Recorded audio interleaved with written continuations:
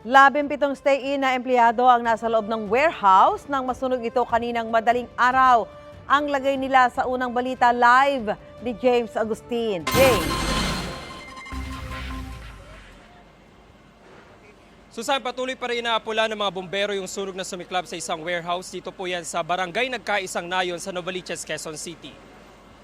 Kaninang pasado alas 4 ng umaga na sumiklab ang sunog sa warehouse. Agad ay tinaas ang Bureau of Fire Protection ng ikalawang alarma. Pahirapan ang pag-apula dahil sa lamang plastic waste ng warehouse tulad na lamang ng mga sandbags, candy wrappers at packaging ng junk foods. Sa laki nga ng apoy, bumagsak ang bubong ng establishmento. Nakalabas naman ang 17 stay-in na empleyado. Kwento ng Health and Safety Officer ng warehouse na si Homer Buendia, tumunog daw ang fire alarm at nakita nilang malaki na ang apoy.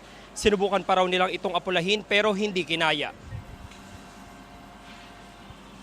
Pagsilip ko dun sa opisina, nag-start na yung sunog dun sa loob, dun sa mismong loading area namin dyan sa loob, kung saan nangyayari yung shredding ng mga plastic waste.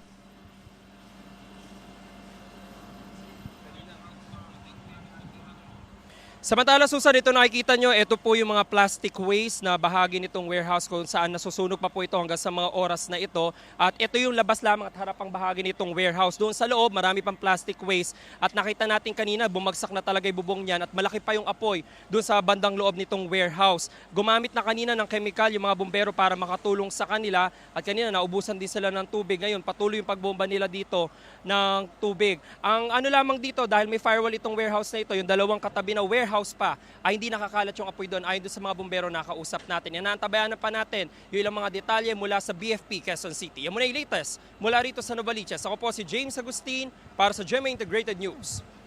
Mga kapuso, para una ka sa mga balita, mag-subscribe sa GMA Integrated News sa YouTube. Sa mga kapuso abroad, subaybayan niyo po kami sa GMA Pinoy TV at sa www.gmanews.tv.